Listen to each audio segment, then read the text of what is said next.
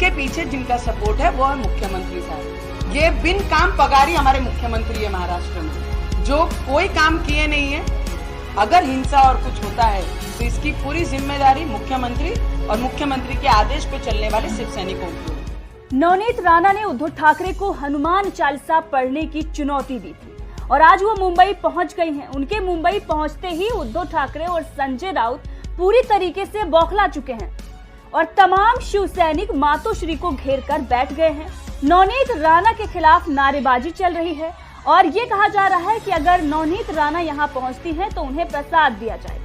वहीं नवनीत राणा भी हठी नेता हैं और वो भी कदम पीछे ले नहीं रही हैं, जबकि मुंबई पुलिस का नोटिस उन्हें मिल चुका है।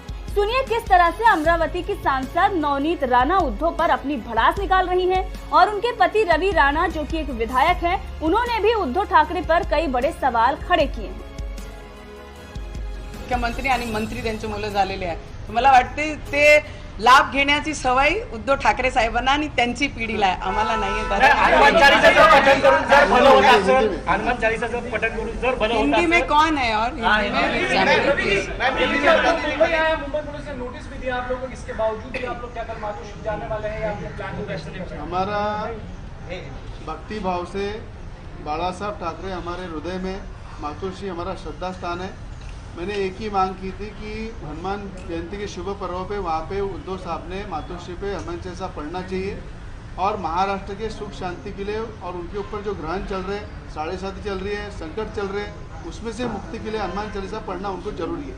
पर हनुमान जयंती के शुभ पर्व उन्होंने हनुमान चालीसा न पढ़ते हुए वहाँ हमारा विरोध किया, हनुमान चालीसा का विरोध किया, नारेबाजी दी हमारे खिलाफ। और हमने राह देखा 12 बजे तक रात को हनुमान जयंती के दिन कि कहीं ना कहीं बाला साहब के विचारों पे हनुमान चालीसा पढ़ेंगे और हनुमान जो महाराष्ट्र के किसान है, मजदूर है, बेरोजगार है, महाराष्ट्र में जिस तरह से परिस्थिति चल रही है उसमें से बाहर निकलने के लिए हनुमान चालीसा पढ़ेंगे। पर उन्होंने वहाँ हनुमान चालीसा पढ़ी नहीं और हमारा विरोध किया। तो मुझे लगता है कि आज हम लोग यहाँ पे जो आए, हमको बार बार बोला गया है कि मुंबई में पैर रखो।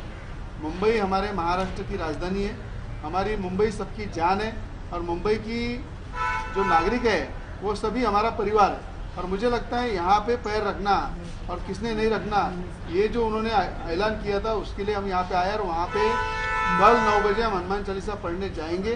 पुलिस को पूरा सहकार्य करेंगे। हमारे जितने कार्यकर्ता महाराष्ट्र से आ रहे हैं उनको मैं आपके माध्यम से कहना चाहूँगा, कहीं भी कायदा सुव्यवस्था नहीं बिगड़ना चाहिए, पुलिस को तकलीफ नहीं होना चाहिए, यहाँ के लोगों को तकलीफ नहीं होना चाहिए और कोई भी लोग यहाँ नहीं आना चाहिए। इससे मैं आपके माध्यम से आह्वान करूँगा। और हनुमान चालीसा इतना विरोध करने का उद्धव जी का क्या कारण है? मुझे लगता है कहीं ना कहीं बाला साहब के विचारों का विसर उनको पड़ा है। बाला साहब के विचारों को काजू में रख के महाविकास आघाड़ी के विचारों पे चल रहे हैं, इसीलिए आज यहाँ हनुमान चालीसा का विरोध हो रहा है। और रवि जी इसमें बताया जाए, शिवसेना बोले कि हनुमान चालीसा का विरोध नहीं करे, बोले कि आप अपने घर में पढ़े, मातोश्री के बाद पढ़ने का देखिए, उन्होंने बोला हमारे घर पे पढ़ो, हमने हनुमान जयंती के दिन पढ़ा।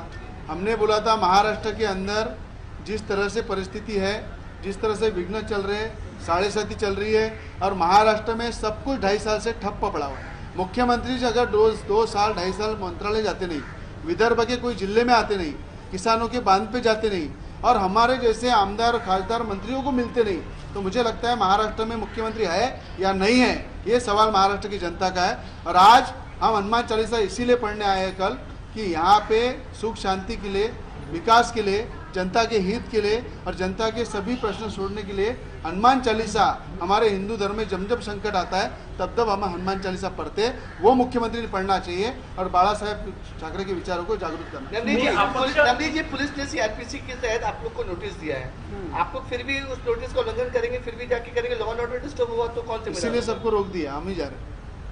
जो सर आप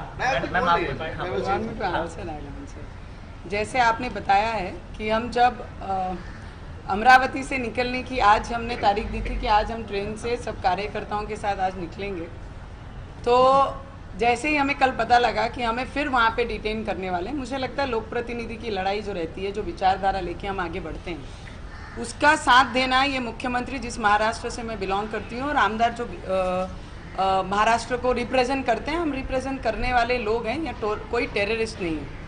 हमको पहले आह्वान किया गया कि आप मुंबई में पैर रख के दिखाइए, हमने बोला हमको हनुमान चालीसा पढ़ने के लिए किसी की परमिशन की ज़रूरत नहीं है, और उसी के अकॉर्डिंगली हमने उनसे तारीख मांगी, उनसे समय मांगा, जो उन्होंने नहीं दिया, इसलिए हमने तारीख और समय दे दिया। और आज उसी के मुताबिक सिर्फ पैर डाल के देखो, हम तो पूरे साक्षात यहाँ पे बैठे हैं और उनके सामने प्रेस कॉन्फ्रेंस भी ले रहे हैं। देखेंगे आगे क्या होता है। और मुझे लगता है जो आस्था का विषय है, जो धर्म का प्रचार प्रसार करना है, मेरी पहले की पीढ़ी भी, मेरे पेरेंट्स के भी पहले पेरेंट्स ने भी धर्म का प्रचार प्रसार किया, उन्होंने भी किया, मैं भी करूंगी और मेरी आने वाली पीढ़ी भी करेगी, उसके लिए मुझे कोई रोक नहीं सकता। पर रही बात 7.5 और शनि जो मेरे महाराष्ट्र को लगा है, एक व्यक्ति जो महाराष्ट्र को रिप्रेजेंट करता है, मुख्यमंत्री है, प्रथम नागरिक हमारे महाराष्ट्र के हैं, अगर ऐसा लगता है कि 2 साल 2.5 साल वो ऑफिस जाएगा नहीं, एक आधा सादा व्यक्ति अगर 2 साल अपने ऑफिस जाता नहीं है, तो मुझे लगता है कोई उसे पगार भी देता नहीं है। ये बिन काम पगारी हमारे मुख्यमंत्री है महाराष्ट्र में, जो कोई काम किए नहीं है और उसके बावजूद वो इतना सारा 2.5 साल उन्होंने निकाल दिया और हमारे महाराष्ट्र के किसानों को संकट में डाली है, हमारे महाराष्ट्र के बेरोजगारों को संकट में डाली है।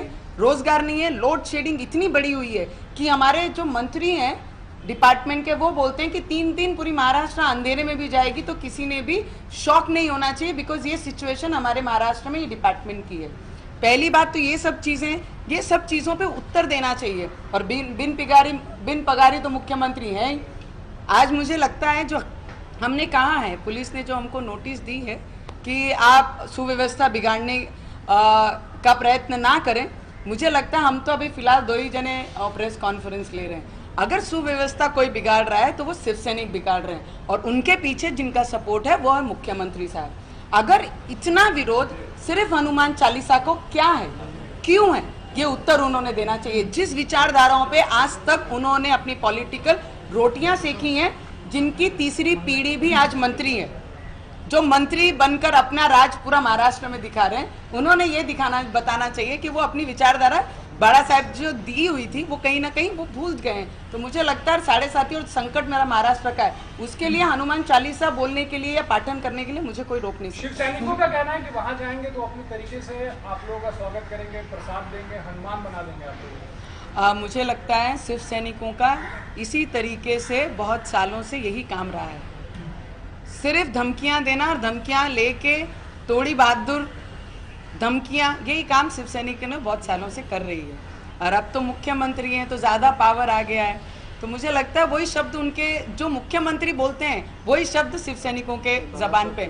और बाड़ा साहब के विचार अगर रहते तो हनुमान चालीसा का विरोध कभी शिव सैनिक, जो रियल शिव सैनिक है, जिसने ग्राउंड पे काम किया है, जो ग्राउंड से शिवसेना का निर्माण किया, वो एक भी शिव सैनिक यहाँ पे नहीं है जो नारे मुर्दाबाद के लगा रहे हैं। बीजेपी की लिखी हुई स्क्रिप्ट है, आप लोग संजय राउत के बारे में संजय राउत जी के बारे में क्या बोलना है, रोज ही पोपट जैसे बोलते बेचारे, कुछ मिर्ची दे दो तो शांत तो बैठेंगे थोड़ा सा। नहीं, संजय राउत जी नागपुर में जो गए हैं, उनको मालूम है अमरावती में शिवसेना बची नहीं है।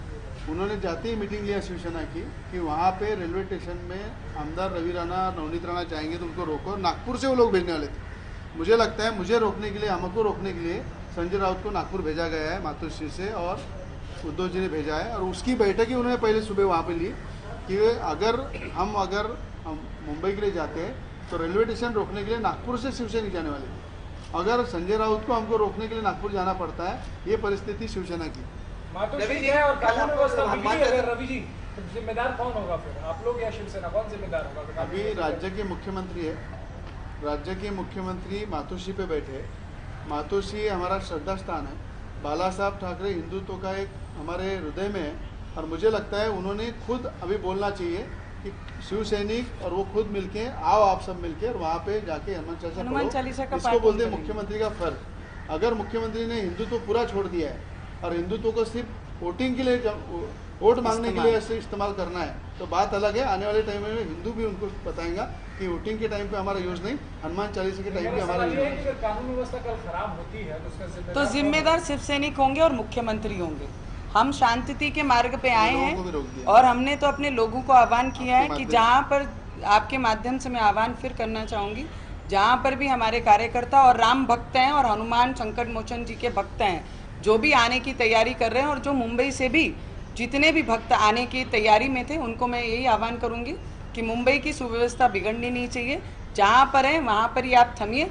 हम दोनों पर ये बात ज़रूर है कि हम दोनों जाएंगे और शांति के मार्ग पे हनुमान चालीसा का पाठन हम जरूर करेंगे। अगर हिंसा और कुछ होता है तो इसकी पूरी जिम्मेदारी मुख्यमंत्री और मुख्यमंत्री के आदेश पे चलने वाले शिव सैनिकों की होगी।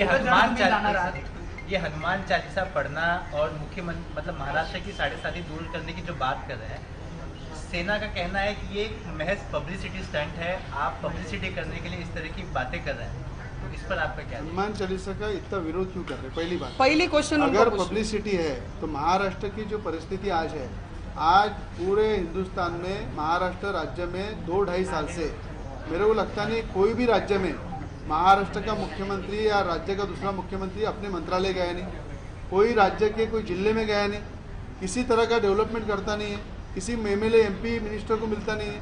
अगर ऐसी परिस्थिति अगर मुख्यमंत्री की है तो उस विघ्न से बाहर निकलने के लिए पूरे शिव सैनिकों ने मातोश्री पे बाला साहब के विचारों को जागरूक करने के लिए हनुमान चालीसा पढ़ना चाहिए और मुझे लगता है ये महाराष्ट्र की आज जरूरत है।